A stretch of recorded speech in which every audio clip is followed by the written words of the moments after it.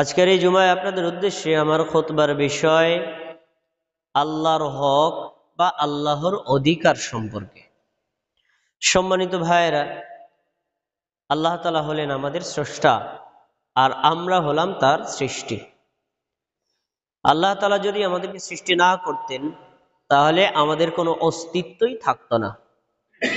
এই অস্তিত্বে আনার পর আল্লাহ তাআলা আমাদেরকে বহু নিয়ামত দিয়েছেন, যেগুলোর মাধ্যমে আমরা পৃথিবীতে অনেক আনন্দ উপভোগ করি। এর মূল হল আল্লাহ। আল্লাহ তাআলা যদি আমাদের উপর দয়া না করতেন, অনুগ্রহ না করতেন, তাহলে এরকম আমাদের অস্তিত্বে আসা এবং আল্লাহর এই নিয়ামত উপভোগ করা কখনোই সম্ভব হতো না। তাই আল্লাহ যদি নির্ধারণ নাও করেন, আল্লাহর প্রতি আমাদের কিছু নৈতিক দায়িত্ব আছে। আল্লাহর প্রতি আমাদের যে নৈতিক দায়িত্ব, সেগুলোই কোরআন এবং হাদিসের ভাষায় বলেছে হকুল্লাহ, আল্লাহর হক। বড় কষ্টের বিষয়, আমাদের দেশের মানুষ তো আছেই বটে, তার ভিতরে বিশেষ করে অনেক মুসলিমরাও পর্যন্ত আমরা জানি না আল্লাহর হক কি। আরো একটু বাড়িয়ে যদি বলি, অনেক আলেমও জানেন না আল্লাহর হক কি। এগুলো আমাদের জানা ফরজ, কারণ যদি আপনি আমি না জানি তাহলে আল্লাহর হক আল্লাহকে দেওয়া আমাদের পক্ষে সম্ভব হবে না। আর আল্লাহর হক আদায় না করে পরকালে জান্নাত জাহান্নাম থেকে মুক্তি কখনোই সম্ভব না। কোরআনুল কারিমে, হাদিসে একাধিক জায়গায় বিষয়ে বর্ণনা এসেছে। আমি প্রথমে আপনাদেরকে একটা দলিল দিচ্ছি আল্লাহর যে হক আছে এর জন্য। সহিহ বুখারী হাদিস নম্বর 97। আবু হুরায়রা রাদিয়াল্লাহু আনহু বলেন, রাসূলুল্লাহ সাল্লাল্লাহু আলাইহি ওয়াসাল্লাম বলেছেন, মান আদ্দাল আবদ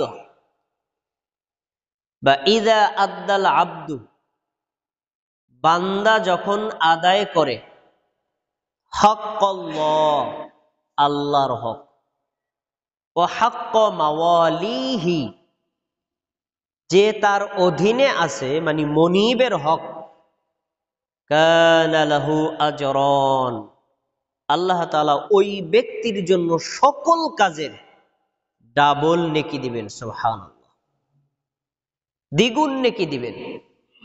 কেন দ্বিগুণ নেকি দেওয়ার কারণ কি? প্রথম কারণ, সে আল্লাহর হক আদায় করেছে। দ্বিতীয় কারণ, যে মনিবের অধীনে দাস বা দাসী আছে, মনিবের হকটাও ঠিকমতো আদায় করেছে। দুইটা একসাথে করা অনেক কঠিন। অনেক সময় আল্লাহকে খুশি করব না মনিবকে খুশি করব, তা দ্বন্দ্ব লেগে যায়। তো কোনো দাস, কোনো দাসী যদি আল্লাহর হকও আদায় করতে পারে, আল্লাহকেও খুশি রাখতে পারে, আবার বান্দার হকও আদায় করতে পারে, বান্দাকেও খুশি রাখতে পারে, মনিবকেও খুশি রাখতে পারে, তাহলে আল্লাহ তাআলা এই ব্যক্তির জন্য ডাবল নেকি, দ্বিগুণ নেকি দিবে। আমি হাদিসটি পেশ করেছি কেন? আল্লাহর হক আছে তা বোঝানোর জন্য। দেখেন এখানে শব্দটাই হক, আল্লাহ, আল্লাহর হক। তাহলে আল্লাহর হক আছে না নাই? আছে। এখন আপনাকে জানতে হবে আল্লাহর হকগুলো কি। আপনি বান্দা, আপনি বান্দি, আপনি নারী, আপনি পুরুষ, আপনি মুমিন, আপনি মুসলিম, আপনি আলেম, আপনি সাধারণ মানুষ, যেই হন না কেন, যদি আপনি মানুষ হন তাহলে আপনাকে জানতে হবে আল্লাহর হক আপনার উপর কি কি আছে। এগুলো আদায় করার মাধ্যমে আপনি সঠিক বান্দার পরিচয় আল্লাহকে দিতে হবে। আসুন আমরা প্রথমে এক নজরে আল্লাহর হকগুলো জেনে নেই, তারপরে প্রত্যেকটার আলাদা আলাদা দলিল। এক, আল্লাহর উপর বিশ্বাস স্থাপন করা, এটা আল্লাহর এক নম্বর হক। দুই নম্বর, আল্লাহ তাআলা যা বিশ্বাস করতে বলেছেন সেগুলোকে বিশ্বাস করা। তিন নম্বর, আল্লাহর কিছু নাম আছে, আল্লাহর কিছু গুণ আছে, এই নাম আর এই গুণগুলোকে বিশ্বাস করা। চার নম্বর, আল্লাহ তাআলাকে সর্বোচ্চ, সবচেয়ে বেশি ভালোবাসা। এটা আল্লাহর হক। এই পৃথিবীর মধ্যে যত সৃষ্টি আছে, আরে সকল সৃষ্টিকে আপনি যত ভালো না বাসেন, তার চাইতে কয়েকশো কোটি গুণ বেশি আল্লাহকে ভালোবাসতে হবে। এটা আল্লাহর হক। তারপরে 5 নম্বর, তার আদেশ মেনে চলা। আল্লাহ যা বলেছেন আপনি তা মানবেন। 6 নম্বর, আল্লাহ যা নিষেধ করেছেন তা ছেড়ে দেওয়া। আল্লাহ যে সকল গুনার কাজ বর্জন করতে বলেছেন সেগুলো আপনাকে ছেড়ে দিতে হবে। 7 নম্বর, আল্লাহর দ্বীন গ্রহণ করা এবং ওই দ্বীনের উপর অটল অবিচল থাকা। আল্লাহর দ্বীনের নাম হলো ইসলাম। ইসলামকে গ্রহণ করবেন আর এই ইসলামের উপর অটল থাকবেন মৃত্যু পর্যন্ত, যেন ঈমান নিয়ে ইসলাম নিয়ে কবরে যাওয়া যায়। তারপরে 8 নম্বর হলো তাওহীদ গ্রহণ করা, শিরক বর্জন করা। এই যতগুলো হক বলেছি তার ভিতরে এইটা হলো সবচেয়ে বেশি গুরুত্বপূর্ণ। আল্লাহর তাওহীদ ধারণ করা আর আল্লাহর সাথে সৃষ্টির কাউকে শরীক না করা, এটা আল্লাহর মূল হক। এটা বান্দাকে আদায় করতে হবে। 10 নম্বর, আল্লাহ তাআলা কিছু আমল আমাদেরকে দিয়েছেন, এই আমলগুলো করে প্রমাণ দেওয়া যে আপনি আল্লাহর বান্দা। যেমন সালাত আদায় করা, যাকাত আদায় করা, সিয়াম পালন করা, হজ করা। এই ফরজ যে সকল আমলগুলো আল্লাহ আমাদের জন্য নির্ধারণ করেছেন, এগুলো করার মাধ্যমে প্রমাণ দেওয়া আল্লাহ আমি আপনার বান্দা, আপনার আনুগত্য করছি। 10টি হক এক নজরে আপনার সামনে পেশ করলাম। এবার আসুন দলিল। প্রথমে আল্লাহ যা বিশ্বাস করতে বলেছেন তা বিশ্বাস করা এবং আল্লাহকে বিশ্বাস করা, দুইটা জিনিস একটা দলিলের মধ্যে আছে। সূরা নিসা 136 নম্বর আয়াতে আল্লাহ বলছেন, ইয়া আইয়ুহাল্লাযীনা আমানু, হে মুমিনগণ। আমরা কি মুমিন না কাফির? আমরা মুমিন। আল্লাহ মুমিনদেরকে ডাকছেন, ইয়া আইয়ুহাল্লাযীনা আমানু, হে যারা ঈমান এনেছো। কাফের যারা, ওরা তো জাহান্নামে গেছে, ওগুলো চিন্তাবাদ। যারা ঈমান আনছো, আমিনু বিল্লাহ, তোমরা আল্লাহর উপর আবার ঈমান আনো। ঈমানদারদেরকে বলছেন আল্লাহ আবার ঈমান আনো। তো ঈমানদাররা আবার ঈমান আনবে কেন? ঈমানদাররা ঈমান আনবে দুইটা মাধ্যমে। এক, ঈমান যদি সঠিক হয় ঈমানের উপর অটল থাকবে। দুই, ঈমান আনার মধ্যে যদি ঘাটতি ভুল হয় তাহলে সংশোধন করবে। যেমন আমাদের দেশের মানুষ আল্লাহ সম্পর্কে বিশ্বাস করে আল্লাহ আছে সব জায়গায়, এটা ঈমানি বিশ্বাস না, এটা শিরকি বিশ্বাস। অনেকে বিশ্বাস করে আল্লাহ আছে প্রত্যেকটা মানুষের কলবে, এটাও শিরকি বিশ্বাস। রিয়াল সঠিক আকীদা হলো আল্লাহ আছেন আরশের উপরে। তাহলে আগের এই ভুলগুলো সংশোধন করতে হবে, সঠিকটা বিশ্বাস করতে হবে। তাহলে দুইটা জিনিস পেলাম, ঈমান যদি সঠিক হয় এরপর অটল থাকা, ঈমানে যদি ভুল থাকে তাহলে সেটাকে সংশোধন করা। আমিনু বিল্লাহ, তোমরা আল্লাহর উপর ঈমান আনো, আল্লাহকে বিশ্বাস করো। 2 নম্বর, রাসূলিহি, আর আল্লাহ যে তার রাসূলকে পাঠাইছেন মুহাম্মদ সাল্লাল্লাহু আলাইহি সাল্লাম, তার উপর ঈমান আনো। তাহলে আল্লাহর হক কি? আল্লাহকে বিশ্বাস করা। আল্লাহর হক কি? আল্লাহ যার উপর বিশ্বাস করতে বলেছেন তাকে বিশ্বাস করা, মানে মুহাম্মদ সাল্লাল্লাহু আলাইহি ওয়াসাল্লামকে বিশ্বাস করা। তারপরে এখানে আরো অনেক কথা বলেছেন। আল্লাহ আসমানি কিতাব নাজিল করেছেন কোরআন, এটাকে বিশ্বাস করা। কোরআনের পূর্বে তাওরাত, ইনজিল, জাবুর, সহিফা এই সকল কিতাব অবতীর্ণ করেছেন, সেগুলোর উপর বিশ্বাস করা। তারপরে ফেরেশতাদেরকে বিশ্বাস করা। আমরা দেখি না ফেরেশতাদেরকে, কিন্তু আল্লাহ বলছেন বিশ্বাস করতে হবে। আখিরাতকে বিশ্বাস করা, কবরের শাস্তির শান্তি বিশ্বাস করা, পরকালের যে সকল ধাপগুলো আমরা জেনেছি এগুলোর উপর বিশ্বাস করা, এইগুলোর ব্যাপারে কোনো ধরনের সন্দেহ পোষণ না করা। তাহলে আমরা আল্লাহ তাআলার হক এখানে দুইটা জিনিস পেলাম। এক, আল্লাহকে বিশ্বাস করা। দুই, আল্লাহ যা কিছু বিশ্বাস করতে বলেছেন কোরআনে ওগুলোকে বিশ্বাস করা। দুইটা হক। 3 নম্বর, আল্লাহ তাআলার নাম এবং গুণ বিশ্বাস করা। আমাদের প্রত্যেকেরই নাম আছে, স্বতন্ত্র নাম, আবার একাধিক নামও আছে। আল্লাহ রাব্বুল আলামিন তার আছে, আমরা একটা হাদিসে জানি 99টা নাম, কিন্তু হাদিস সবগুলো একত্রিত করলে দেখা যায় আরো বেশি নাম আছে। এত নাম কেন আল্লাহর? কারণ আল্লাহর একটা গুণ একটা নাম, একটা গুণ একটা নাম। যত আল্লাহর গুণ তত নাম। মানুষেরও এরকম হয়। যেমন আমার নাম শহীদুল ইসলাম, আবার এখন আমার নাম খতিব, খুতবা দিচ্ছি। আমি যদি আপনার মসজিদে ইমামতি করি তাহলে আমার নাম কি ইমাম। আমি যদি শিক্ষকতা করি আমার নাম কি শিক্ষক। এরকম যার যত গুণ, আপনি ব্যবসা করেন আপনার নাম ব্যবসায়ী, এরকম যার যত গুণ তার তত নাম। আল্লাহ তাআলার রয়েছে অনেক গুণ, আল্লাহর যত গুণ তত নাম। ওই আল্লাহর গুণগুলোকে বিশ্বাস করতে হবে আর আল্লাহর নামগুলোকে বিশ্বাস করতে হবে। এইটা 3 নম্বর আল্লাহর হক। দলিল নেন, আল্লাহ বলছেন ওয়ালিল্লাহিল আসমাউল হুসনা ফাদউহু বিহা ওয়া যারুল্লাযীনা ইউলহিদুনা ফি আসমাইহি। আল্লাহ তাআলার সুন্দর সুন্দর নাম আছে, তোমরা আল্লাহ তাআলাকে সেই সুন্দর নামে রাখো, আর আল্লাহর নামের ব্যাপারে যারা বাঁকা পথে চলে তাদেরকে বর্জন করো। আল্লাহর সুন্দর নাম কি? আল্লাহর নাম গফফার, অধিক ক্ষমাশীল। তুমি আল্লাহকে বলো আল্লাহ ওই নামের ওসিলায় আমাকে ক্ষমা করো। আল্লাহর নাম রাজ্জাক, তুমি অভাবে পড়লে আল্লাহকে বলো আল্লাহ তোমার নাম রাজ্জাক, রিজিক দাতা, ওই রিজিক দাতার নামের ওসিলায় আমাকে রিজিক দান করো। আল্লাহর নাম হলো মতিন, আল্লাহর নাম হলো রহিম, আল্লাহর নাম হলো রহমান, দয়ালু। তাহলে তুমি বলো হে আল্লাহ তোমার ওই নামের ওসিলায় আমাকে দয়া করো। এভাবে আল্লাহ তাআলার যতগুলো নাম আছে প্রত্যেকটা নাম বিশ্বাস করা, আল্লাহর যতগুলো সিফাত আছে সেই সিফাতগুলোকে বিশ্বাস করা আমাদের জন্য ফরজ। তবে এখানে কয়েকটা শর্ত আপনাকে জানতে হবে, যেটা আমাদের সমাজের অনেকেই আমরা জানি না। আল্লাহ তাআলার নাম এবং গুণগুলো বিশ্বাস করার জন্য কয়েকটা শর্ত আছে। 1 নম্বর, আল্লাহ তাআলার নামগুলোকে শুধু আল্লাহর জন্য খাস করা। 2 নম্বর, আল্লাহ তাআলার নামগুলো আল্লাহ যেভাবে বলেছেন ওইভাবে বিশ্বাস করা। 3 নম্বর, আল্লাহ তাআলার নাম এবং গুণগুলোকে কোনো সৃষ্টির সাথে তুলনা না করা। 4 নম্বর, আল্লাহ তাআলার নাম এবং গুণগুলোকে কখনো বিকৃত পরিবর্তন না করা। এই শর্তে আল্লাহর সিফাত, আল্লাহর আসমা মানে নাম এবং গুণের উপর বিশ্বাস করতে হবে। এখন প্রশ্ন, আমরা কি আল্লাহ তাআলার সিফাত এবং নামের গুণের ব্যাপারে কোনো বিকৃতি ব্যাখ্যা করি, পরিবর্তন করি?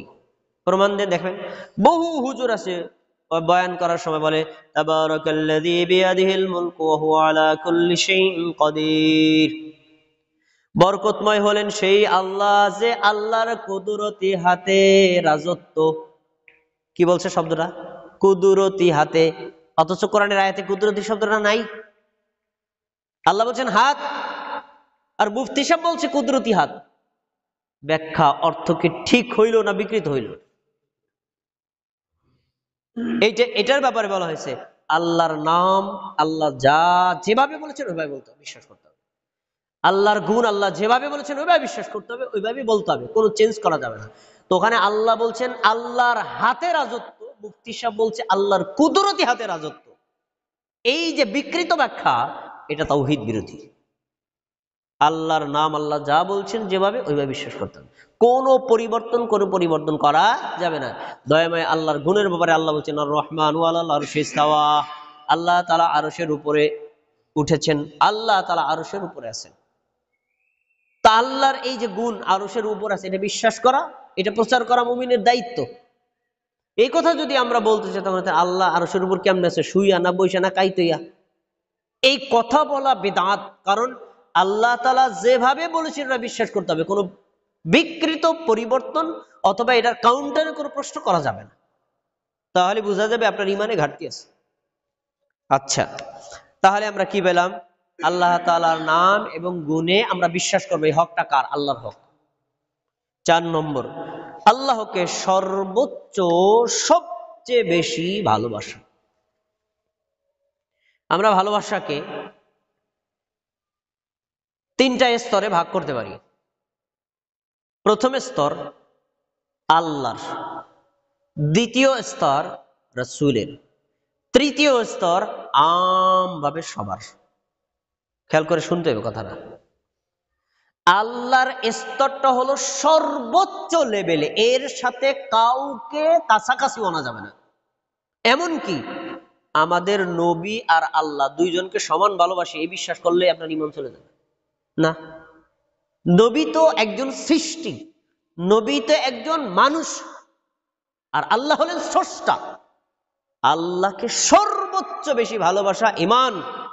আল্লাহর ভালোবাসায় ঘাটতি থাকা ঈমানের কমতি থাকার প্রমাণ। তা আল্লাহ তাআলা কি বলছেন? ওয়ামিনান নাসি মান ইয়াত্তাখিযু মিন দুনিল্লাহি আনদাদা ইউহিব্বুনাহুম কাহুব্বিল্লাহ। এই সৃষ্টির মধ্যে কিছু মানুষ আছে যারা আল্লাহকে বাদ দিয়া বিভিন্ন দেব দেবতা বানাইছে, মূর্তি বানাইছে, মাজার বানাইছে, স্থান বানাইছে, ওই বস্তু আর স্থান, ওই দেবতাগুলোকে তারা আল্লাহর সমান ভালোবাসে। এগুলোকে যদি আল্লাহর সমান ভালোবাসে তাহলে ঈমান নাই। আল্লাহকে ভালোবাসতে হবে সবচেয়ে বেশি, এগুলো সবকিছুর ঊর্ধ্বে। এমনকি আমাদের নবীর চাইতেও আল্লাহকে বেশি ভালোবাসা ফরজ। এরপর ঈমানদারদের কথা বলছেন, আল্লাযীনা আমানু আশাদ্দু হুব্বাল লিল্লাহ, যারা ঈমানদার তারা আল্লাহকে সবচেয়ে বেশি ভালোবাসে। আল্লাহকে ভালোবাসা ঈমান, এটা ঈমানের একটা পার্ট এবং সর্বোচ্চ একটা অংশ। তারপর একটা হাদিসে নবী সাল্লাল্লাহু আলাইহি ওয়াসাল্লাম আর একটু বিশ্লেষণ করে বুঝাইছেন। নবী সাল্লাল্লাহু আলাইহি ওয়াসাল্লাম বলছেন, সহিহ বুখারী 14 এবং 15 নম্বর হাদিস, তিনি বলেছেন, ওই আল্লাহর কসম করে বলছি যে আল্লাহর হাতে আমার জীবন, শোনো, তোমরা কেউ ঈমানদার হতে পারবে না যতক্ষণ পর্যন্ত তোমরা তোমাদের সন্তান সন্ততি, তোমাদের সম্পদ, তোমাদের স্বামী, তোমাদের স্ত্রী, তোমাদের বাবা, তোমাদের মা, এমনকি পৃথিবীর সবকিছুর চাইতে আমাকে বেশি ভালো না বাসবা, ঈমানদারই হইতে পারো নাই। তাহলে এবার 2 নম্বর লেভেল পাওয়া গেল। এই সৃষ্টির সব কিছুর চাইতে বেশি ভালোবাসতে হবে কাকে? মুহাম্মদ সাল্লাল্লাহু আলাইহি ওয়াসাল্লামকে। প্রথম স্তর আল্লাহ, তার সাথে কাউকেই তুলনা চলে না। দ্বিতীয় স্তর সৃষ্টির মধ্যে মুহাম্মদ সাল্লাল্লাহু আলাইহি ওয়াসাল্লামকে বেশি ভালোবাসতে হবে। তৃতীয় স্তর হিসেবে আপনি আপনার বাবা, আপনার মা, আপনার স্ত্রী, আপনার স্বামী, আপনার সন্তান, এদেরকে ভালোবাসতে পারেন। কিন্তু স্তর এই দুইটা সর্বোচ্চ, এটা আল্লাহ তাআলার হক। এবার 5 নম্বর, তার আদেশ মান্য করা। আল্লাহকে বিশ্বাস করেন, আল্লাহ যা বিশ্বাস করতে বলেছেন তাও বিশ্বাস করেন। আল্লাহ তাআলাকে ভালোবাসেন, আল্লাহর কথা মানেন না। এই ভালোবাসার কি দাম? কোনো দাম নাই।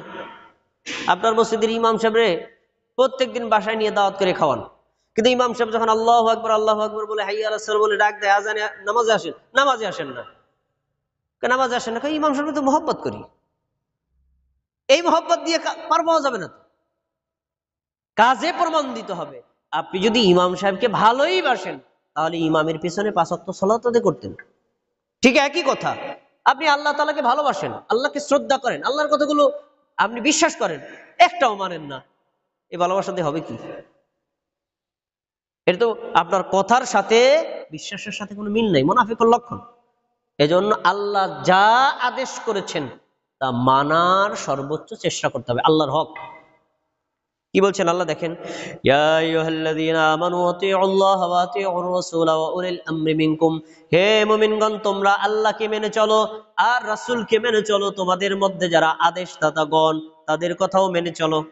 তাহলে আল্লাহ আল্লাহর কথা মানতে বলেছেন, নবীর কথা মানতে বলেছেন, আদেশদাতাগণের কথাও মানতে বলেছেন। তাহলে আল্লাহর কথা মেনে চলা আল্লাহর হক পাওয়া গেল। তারপরে দেখেন আল্লাহ রাব্বুল আলামিন বলেন, ওয়ানিবু ইলা রাব্বিকুম, তোমরা তোমাদের রবের দিকে ধাবিত হও। ওয়া আসলিমু লাহু মিন ক্বাবলু মান ইয়াতিকুমুল আযাব সুম্মা লা তুনসারুন, তোমাদের কাছে আল্লাহর আযাব আসার আগে আল্লাহর বিধানের সামনে আত্মসমর্পণ করো, মেনে নাও। আল্লাহ যা আদেশ করেছেন মানতে হবে, আল্লাহর বিধানগুলো মেনে চলতে হবে, কারণ কিয়ামতের দিন না হলে আপনার উপর আযাব আসবে, আযাব আসার আগে আপনাকে আত্মসমর্পণ করতে হবে। তারপরে আল্লাহ তাআলা আরো অনেক আয়াতে কথা বলেছেন, ইন্নাল্লাহা ইয়া'মুরুকুম আন তু'আদ্দুল আমানাতি ইলা আহলিহা, আল্লাহ তোমাদের আদেশ করেছেন তোমরা প্রত্যেককে তাদের আমানত পৌঁছে দাও। তোমার কাছে কেউ যদি কথার আমানত রাখে, যে ভাই আপনাকে একটা গোপন কথা বলছি, এই কথাটা কাউকে বলবেন না, আপনাকে বলা আমার জরুরি দরকার, কিন্তু অন্যকে বললে আমার ক্ষতি হবে, এটা কথার আমানত, কাউকে বলা যাবে না। কেউ যদি আপনাকে বিশ্বাস করে আপনার কাছে টাকা জমা রাখে, যে ভাই টাকাটা আপনার কাছে আমি নিরাপত্তা মনে করছি, অন্যের কাছে মনে করছি না, টাকাটা আপনি সেভ রাখবেন, তাহলে তার অনুমতি ছাড়া টাকা ভাঙ্গাও যাবে না। এটা হলো কি আপনার কাছে গচ্ছিত রাখার আমানত। অনুরূপ ভাবে আরো বহু প্রকার আমানত আছে, প্রত্যেকটা আমানত আল্লাহ তাআলা তার যথোপযুক্ত জায়গায় ফেরত দেওয়ার জন্য আদেশ করেছেন, এটা আল্লাহর নির্দেশ। সন্তানের হক আদায় করা, সন্তানের যে হকগুলো এগুলো দেওয়া, স্ত্রীকে হকগুলো পৌঁছে দেওয়া, স্বামীকে তার হক দেওয়া, বাবা মাকে হক দেওয়া, যার যার হক এগুলোকে পৌঁছে দেওয়া, এটা আমানতের লক্ষণ। যার যে দায়িত্ব সে যে দায়িত্ব ঠিক মতো পালন করা, এটা আমানতের লক্ষণ। আল্লাহ তাআলা বলছেন তোমরা প্রত্যেকে তার হক পৌঁছে দাও। ওয়া ইযা হাকামতুম বাইনান নাসি আত তাহকুমু বিল আদলি, তোমরা যখন মানুষের মধ্যে বিচার ফায়সালা করবা, সালিশি করবা, পক্ষপাতিত্ব করা যাবে না, ন্যায় সঙ্গতভাবে বিচার করো। ওই বিচার তোমার আত্মীয়র বিপক্ষে গেলেও করতে হবে। আল্লাহর দেশ, এটা আল্লাহর নির্দেশ। তারপরে রাসূল সাল্লাল্লাহু আলাইহি ওয়াসাল্লাম একজন সাহাবী তামিম দারি রাদিয়াল্লাহু আনহু তিনি বলছেন, আন্না নবী সাল্লাল্লাহু আলাইহি ওয়াসাল্লাম ক্বালা আদ-দীনু আন-নাসীহাতু। নবী সাল্লাল্লাহু আলাইহি ওয়াসাল্লাম বলছেন, শোনো, ইসলাম ধর্ম কাকে বলে জানো? ইসলাম ধর্মের নাম হলো কল্যাণ কামনা করা।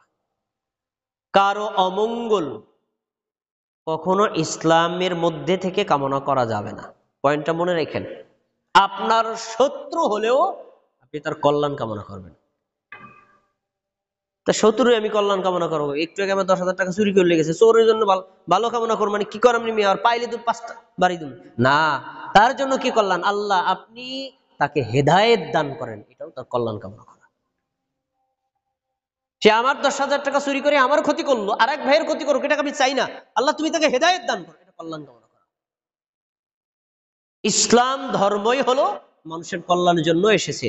এখন কার কার কল্যাণ কামনা করবেন এটাও নবী সাল্লাল্লাহু আলাইহি ওয়াসাল্লামকে সাহাবীগণ জিজ্ঞেস করেন। কুলনা লিমান ইয়া রাসূলুল্লাহ, আল্লাহ রাসূল, ইসলাম ধর্মের অপর নাম যদি হয় কল্যাণ কামনা করা, মঙ্গল কামনা করা, মানুষের ভালো কামনা করা, তার জন্য ভালো কামনা করব, বলেন তো আমাকে। তিনি বলছেন 1 নম্বর লিল্লাহ, আল্লাহর জন্য কল্যাণ কামনা করা। আল্লাহর জন্য, আল্লাহর কি কোনো অকল্যাণ আছে? আল্লাহর কোনো অকল্যাণ নাই। এর মানে হলো আল্লাহর বিধানগুলো পুঙ্খানুপুঙ্খ রূপে মেনে চলা, এটাই আল্লাহর জন্য কল্যাণ কামনা করার শামিল। তো এবার ওয়ালি রাসূলিহি, আল্লাহ রাসূলের ইত্তেবা করা, তিনি যে সুন্নাত আমাদেরকে শিক্ষা দিয়ে গেছেন এই সুন্নাতকে ফলো করা, নবীর ইত্তেবা করা, অনুসরণ করা, তাকে আনুগত্য করা, তাকে ফলো করে চলা, এটা রাসূলের কল্যাণ কামনা। তারপরে তিনি বলছেন ওয়ালি আইম্মাতিল মুসলিমিন, মুসলিমদের যারা নেতা আছেন, এই নেতা রাষ্ট্রীয় নেতা হতে পারে, ধর্মীয় নেতা হতে পারে, আলেম ওলামা, স্থানীয় নেতৃবর্গ, মেম্বার, চেয়ারম্যান, এমপি, রাষ্ট্রপতি, প্রধানমন্ত্রী, এদের জন্য কল্যাণ কামনা করা। আরে রাষ্ট্রপতি প্রধানমন্ত্রী যদি ফাসেক হয়, আপনি তার জন্য কল্যাণ কামনা করবেন। আল্লাহ ও যদি খারাপ হয় রাষ্ট্রের সবারই তো ক্ষতি হবে, ও যদি ভালো হয় সবারই তো ভালো হবে, আল্লাহ তুমি তাকে হেদায়েত দান করো, তুমি তাকে সঠিক পথে রাখো। এই রাষ্ট্রীয় নেতাদের জন্য কল্যাণ কামনা করা, এটাও ইসলামের নির্দেশ। কত সুন্দর ধর্ম ইসলাম ধর্ম। পরের শব্দটা শোনেন, বলে আম্মাতিহিম, আল্লাহর জন্য কল্যাণ কামনা, রাসূলের জন্য কল্যাণ কামনা। এরপরে বলা হয়েছে রাষ্ট্রীয় নেতাদের জন্য কল্যাণ কামনা, মুসলিম নেতাদের জন্য কল্যাণ কামনা। চতুর্থ হলো আমভাবে সব মানুষের জন্য কল্যাণ কামনা, এমনকি পশু পাখির জন্য কল্যাণ কামনা করা যায়। পশু পাখির জন্য কল্যাণ কামনা করা যায়। আপনি রাস্তা দিয়ে হেঁটে যাচ্ছেন, দেখলে একটা গরু খুঁটা উঠে গিয়ে অন্যের ধান খাচ্ছে, আপনি গরুটা টাই নেয় না, খুঁটা কেটে দিয়ে আপনি চলে গেলেন, গরু তো আপনার না, পশুটার জন্য আপনি কল্যাণ কামনা করলেন। বুঝতে পেরেছেন? সবার জন্য, এমনকি নাস্তিকের জন্য কল্যাণ কামনা করতে হবে। যে আল্লাহকে গালি দেয়, যে নবীকে গালি দেয়, যে ইসলামকে অবমাননা করে, যে কোরআনকে অবমাননা করে, তার জন্য কল্যাণ কামনা আছে। কি? আল্লাহ তুমি তাকে হেদায়েত দান করো। হেদায়েতের যদি অযোগ্য হয় তাহলে কমপক্ষে তার দ্বারা যেন ইসলামের, মুসলমানের ক্ষতি না হয়, সে ক্ষতি থেকে তুমি রক্ষা করো, এটাও তার কল্যাণ কামনা। এটার নাম ইসলাম। তাহলে আমরা এখান থেকে যেটা পেলাম সেটা হলো আল্লাহর জন্য কল্যাণ কামনা মানে আল্লাহর কথাগুলো মেনে চলা, এটা আল্লাহর হক। 6 নম্বর, আল্লাহ যা নিষেধ করেছেন এগুলো ছেড়ে দেওয়া। খুব গুরুত্বপূর্ণ কথা। এই বাক্যটা যখন আপনারা আসবে তখন আপনার দ্বারা কোনো পাপ সংগঠিত হওয়ার কোনো সুযোগ নাই। যদি হয় তাহলে বুঝতে হবে আল্লাহর হক আপনি বোঝেন নাই। আল্লাহ যত অন্যায় কাজ বর্জন করতে বলেছেন সেগুলো সব ছেড়ে দিতে হবে, সব ত্যাগ করতে হবে। এটা আপনার কষ্টে হোক, ইচ্ছায় হোক, অনিচ্ছায় হোক, এগুলো ছেড়ে দিতে হবে। আল্লাহর নিষিদ্ধ যাবিয়ত অন্যায় কাজ বর্জন করা, এটা আল্লাহর হক। আল্লাহর কথা যদি আমি না মানেন, আল্লাহ যা নিষেধ করেছেন তাই যদি বর্জন না করেন, আল্লাহকে আপনি কি বিশ্বাস করলেন? দেখেন নবী সাল্লাল্লাহু আলাইহি ওয়াসাল্লাম বলেছেন, সহিহ বুখারী 10 নম্বর হাদিস, ওয়াল মুহাজিরু মান হাজারা মা নাহাল্লাহু আনহু। রাসূলের জামানায় যে সকল সাহাবায়ে কেরাম মক্কা থেকে তাদের সম্পদ, তাদের সন্তান, তাদের জীবন সবকিছু ত্যাগ করে মদিনায় চলে গেছেন, হিজরত করে তাদের চাইতেও বড় মুহাজির হলো সে, যে আল্লাহ যা নিষেধ করেছে তা ছেড়ে দেয়। মুহাজিরদের বহু মর্যাদা আছে। কেন? তাদের সম্পদ ত্যাগ করে চলে গেছেন, তাদের আত্মীয় স্বজন ত্যাগ করে চলে গেছেন, তাদের টাকা পয়সা ত্যাগ করে চলে গেছেন, তাদের সম্মান ত্যাগ করে চলে গেছেন, যে মাতৃভূমি ত্যাগ করে চলে গেছেন, ফিরে আসার কোনো সম্ভাবনা নাই। এত ত্যাগ তারা করছেন। তার চাইতে বড় ত্যাগী আপনি, যদি আপনি আল্লাহ যা নিষেধ করেছেন তা ছেড়ে দেন, আপনি বড় মুহাজির। তাহলে আপনি আল্লাহর নিষেধাজ্ঞাগুলো মেনে চলবেন, এটা আল্লাহ তাআলার একটা হক। এরপরে আল্লাহ তাআলার দ্বীন গ্রহণ করা আর দ্বীনের উপর অটল থাকা, এটা আল্লাহর একটা হক। আল্লাহ তাআলা আমাদের নবী মুহাম্মদ সাল্লাল্লাহু আলাইহি ওয়াসাল্লাম সহ প্রায় লক্ষাধিক নবী রাসূলদেরকে পাঠাইছেন। কেন পাঠাইছেন? এর কারণ কি? পাঠাইছে ইসলাম পৃথিবীর সব মানুষ গ্রহণ করুক, ইসলামের দাওয়াত দেওয়ার জন্য। ইসলাম মেনে তাদের জীবন যাপন পরিচালনা করুক, এর জন্য। নবী রাসূলদেরকে আল্লাহ তাআলা যে উদ্দেশ্যে পাঠাইছেন, সেই উদ্দেশ্যের মধ্যে আমাদের এটা মনে রাখতে হবে, আমরা ইসলাম ধর্ম গ্রহণ করব। কারণ আদম আলাইহিস সালাম থেকে শুরু করে মুহাম্মদ সাল্লাল্লাহু আলাইহি ওয়াসাল্লাম পর্যন্ত প্রত্যেকের ধর্ম ছিল ইসলাম, কিন্তু ধর্মের নিয়ম ভিন্ন ছিল। আদম আলাইহিস সালামের জমানায় নিজের আপন বোন বিয়ে করা জায়েজ ছিল। মুহাম্মদ সাল্লাল্লাহু আলাইহি ওয়াসাল্লামের শরীয়তে আপন বোন বিয়ে করা হারাম, শুধু সিস্টেমটা ভিন্ন। কিন্তু আদম আলাইহিস সালাম আল্লাহর ইবাদত করছেন, মুহাম্মদ সাল্লাল্লাহু আলাইহি ওয়াসাল্লাম কার ইবাদত করতে বলেন? আল্লাহর ইবাদত করতে বলেন। মূল তাওহীদ ঠিক আছে। তাহলে আমাদের কি করতে হবে? প্রত্যেককে ইসলাম ধর্ম গ্রহণ করতে হবে, ইসলামের উপর অটল থাকতে হবে, ইসলাম নিয়ে কবরে যেতে হবে। আল্লাহ তাআলার আদেশ কি বলছেন? আল্লাহ তাআলা বলছেন, ইয়া আইয়ুহাল্লাযীনা আমানু দুখুলু ফিস-সিলমি কাফা, মুমিনগণ ইসলাম ধর্মের উপর পরিপূর্ণভাবে প্রবেশ করো। ইসলামের যে যে দিকগুলো তোমার ভালো লাগবে এগুলো মানবা, আর যেগুলো ভালো লাগবে না এগুলো বর্জন করবা, হবে না। ইসলামের প্রত্যেকটা বিধান তোমাকে বিশ্বাস করতে হবে এবং সাধ্যমতো আমল করতে হবে পরিপূর্ণভাবে। ইন্নাদ দীন ইনদাল্লাহিল ইসলাম, আল্লাহর মনোনীত ধর্ম হলো ইসলাম। ওয়ামাইয়াবতাগি গায়রাল ইসলামি দীনা ফালাই ইউকবাল মিনহু, আল্লাহ বলছেন যে ব্যক্তি ইসলাম ব্যতীত অন্য কোনো ধর্ম তালাশ করবে, হিন্দু, বৌদ্ধ, খ্রিস্টান, নাস্তিক, অগ্নিপূজক, অন্য যত ধর্ম আছে এগুলা তালাশ করবে আর ওইটাকে গ্রহণ করবে, সে যদি গ্রহণ করে, মনে রাখুক ফালাই ইউকবাল মিনহু, আল্লাহ ইহুদি ধর্ম, খ্রিস্টান ধর্ম, বৌদ্ধ ধর্ম, অগ্নিপূজার ধর্ম অথবা নাস্তিকতার ধর্ম, কোন ধর্মই আল্লাহর কাছে গ্রহণযোগ্য হবে না। একটাই ধর্ম, ইসলাম। এটা আল্লাহর হক। তাই ইসলাম গ্রহণ করতে হবে, ইসলামের উপর অটল থেকে ইসলাম নিয়ে মৃত্যুবরণ করতে হবে, আল্লাহর হক এটা। আল্লাহ তাআলা আর বলছেন, ইউরিদুল্লাহু লিইউতফিহু নূরাল্লাহি বিআফওয়াহিহিম আল্লাহু মুতিম্মু নূরিহি ওয়ালাউ কারিহাল কাফিরুন। কাফের মুশরিকরা চায় ইসলাম ধ্বংস হয়ে যাক, কাফের মুশরিকরা চায় ইসলাম মিটে যাক, ইসলাম যেন না থাকে। আর তারা এটাও চায় ইউরিদুল্লাহু লিইউতফিউ, তারা আল্লাহর নূর মানে ইসলামটাকে ফু দেয়া নিভাই দিতে চায়। কিন্তু শোনো, আল্লাহু মুতিম্মু নূরিহি, আল্লাহ তার নূর মানে ইসলাম সারা পৃথিবীতে যত ধর্ম আছে সব ধর্মের উপর বিজয় করবেন, কাফেররা পছন্দ করুক আর নাই করুক। এটা আল্লাহর ওয়াদা। তাহলে সারা পৃথিবীতে যত ধর্ম আছে সব ধর্মের উপর ইসলামকে বিজয়ী রাখা এটা মুমিনদের একটা দায়িত্ব, আল্লাহর একটা হক, আল্লাহর পাওনা।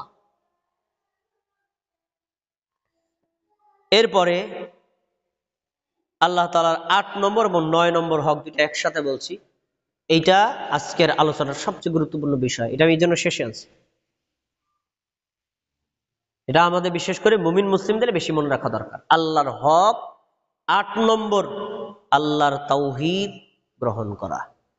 আল্লাহর হক ৯ নম্বর, যত শিরক আছে এগুলোকে বর্জন করা। এই দুইটা হলো মূল।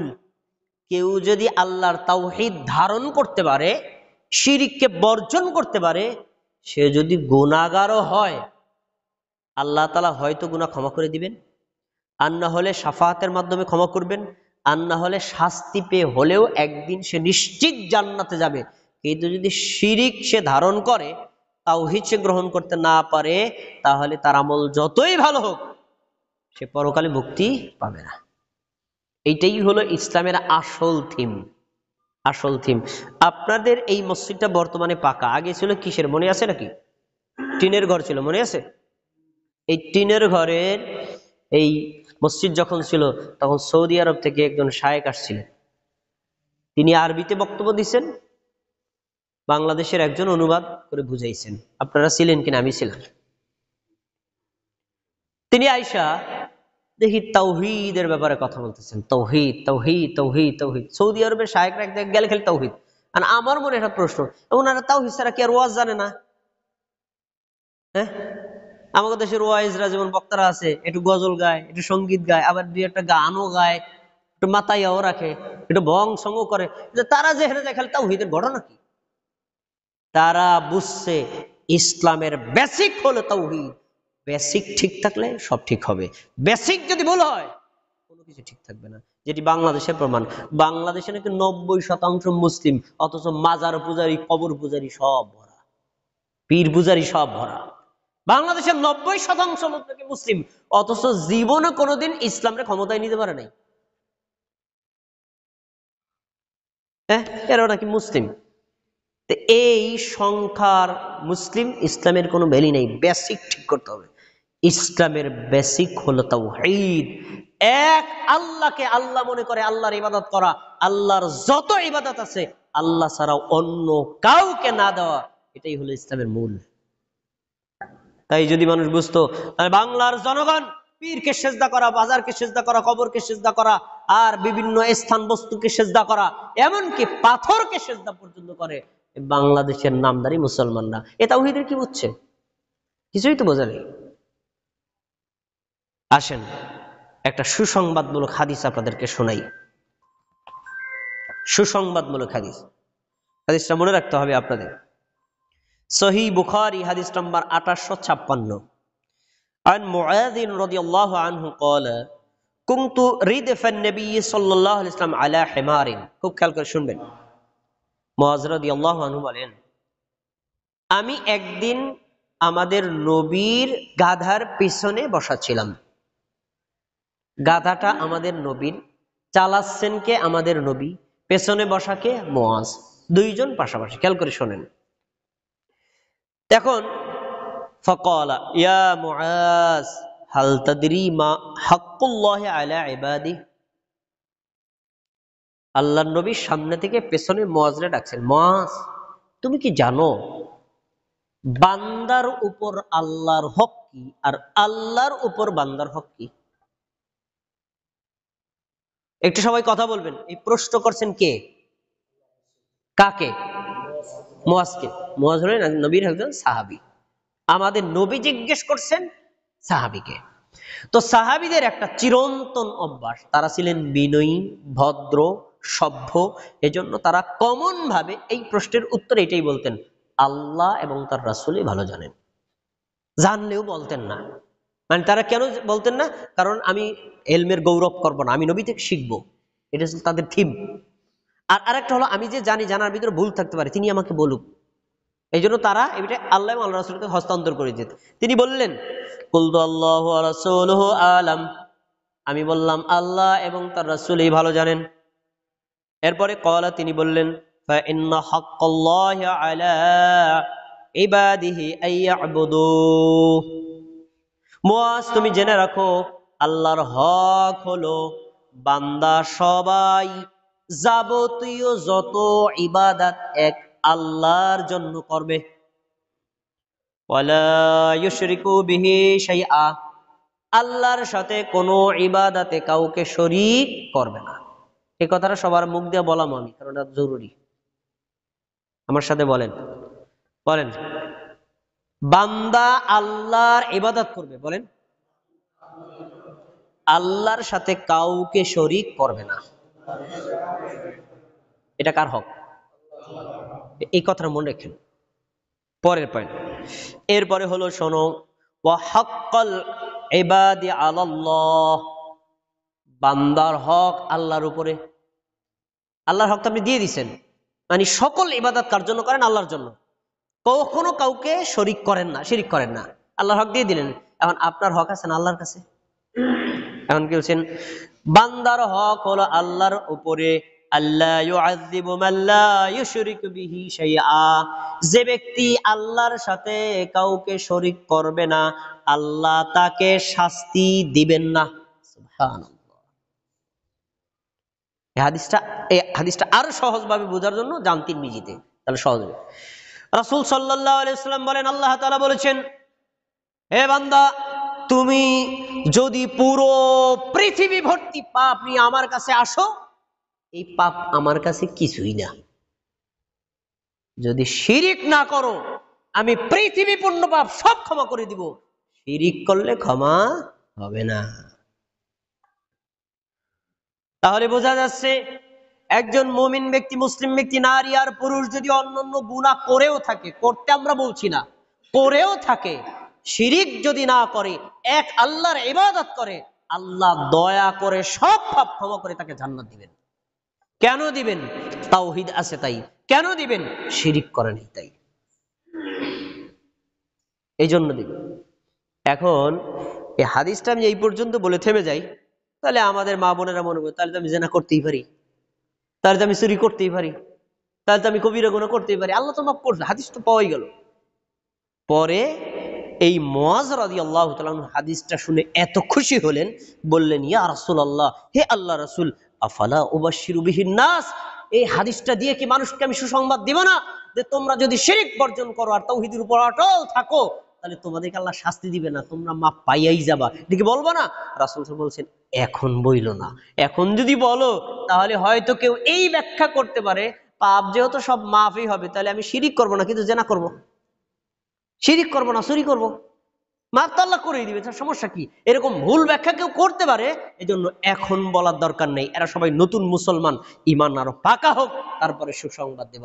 হাদিস থেকে বোঝা যাচ্ছে যে আমরা কোনো পাপই করব না, কিন্তু যদি অন্য পাপ হয়েও যায়, শিরিক না করি, তাওহীদের উপর অটল থাকি, ক্ষমা করে দিবেন কে? এর চাইতে বড় সুসংবাদ একজন মুমিনের জন্য আর হতে একেবারে স্পষ্ট। আপনি আল্লাহর হক দিয়ে দেন, আল্লাহর হক আল্লাহর ইবাদত করবেন, আল্লাহর হক শিরিক করবেন না, আর আপনার হক আল্লাহ আপনাকে শাস্তি দিবে না, জান্নাত দিয়ে দিবে। এটা একজন মুমিনের জন্য, একজন মুসলিমের জন্য, একজন আলেমের জন্য, একজন সাধারণ মানুষের জন্য জানা অত্যন্ত জরুরি যে আমরা আল্লাহর ইবাদত করব, আল্লাহর হকটাকে ঠিকমতো পৌঁছে দিব। সবশেষ 10 নম্বর, আল্লাহর হক। আল্লাহ তাআলা আমাদেরকে সৃষ্টি করেছেন, আমরা তার স্রষ্টা, তার অনেক নিয়ামত আমরা ভোগ করি। এই ভোগের কারণে আল্লাহ তাআলা আমাদেরকে কিছু আমল দিয়েছেন, এই কাজগুলো করো, এই করার দ্বারা প্রমাণ দেব তোমরা আমার বান্দা। না করলে কি তুমি মুখে দাবি করলে হবে নাকি? এজন্য আল্লাহ তাআলা কিছু কর্মসূচি দিয়েছেন দৈনিক, কিছু কর্মসূচি দিয়েছেন বাৎসরিক, আর কিছু কর্মসূচি দিয়েছেন একদম সামগ্রিক জীবনে। দেখেন কি, যেমন সালাত আদায় করা, এটা আল্লাহর হক। 5 ওয়াক্ত আপনাকে আদায়, দৈনিক 5 বার প্রমাণ দিতে হবে আপনি আল্লাহর আনুগত্য করছেন। সিয়াম পালন করা, বছরে 1 মাস, 1 মাস আপনাকে প্রমাণ দিতে হবে যে আপনি আল্লাহর বান্দা। যাকাত আদায় করা, বছরে 1 বার প্রমাণ দিতে হবে আপনার সম্পদের উপর আল্লাহর বিধান আপনি বাস্তবায়ন করেন। হজ সামগ্রিক জীবনে 1 বার করলেই হবে, 1 বার আপনার হজ করা ফরজ, আপনি প্রমাণ দিবেন আপনি বাইতুল্লাহ গিয়ে আল্লাহর ডাকে সাড়া দিয়েছিলেন, এটা আল্লাহর হক।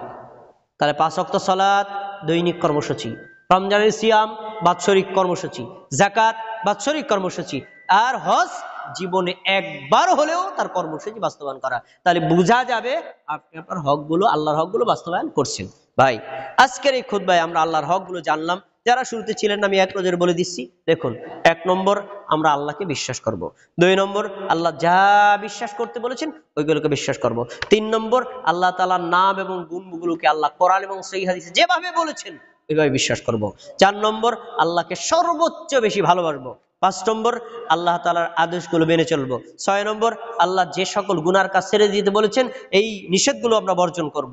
7 নম্বর, আল্লাহর দ্বীন ইসলাম গ্রহণ করব আর ইসলামের উপর অটল থাকবো। 8 নম্বর আল্লাহর তাওহীদ গ্রহণ করব, এবং 9 নম্বর আল্লাহর যাবতীয় শিরিকগুলোকে আমরা বর্জন করব। 10 নম্বর আমরা যে নিয়মিত কর্মসূচি 5 ওয়াক্ত সালাত আদায় করব, রমজান মাসে রোজা রাখবো, এবং বছরে একবার যাকাত আদায় করব, জীবনে একবার সম্ভব হলে হজ আদায় করব। এই 10টা কাজ যদি আমরা করতে পারি তাহলে আল্লাহর হক আমাদের পক্ষে আদায় সম্ভব হবে, এবং তাহলে আমরা আল্লাহর নিকটে পরকালে জাহান্নাম থেকে মুক্তি এবং জান্নাত পাওয়ারও আশা করা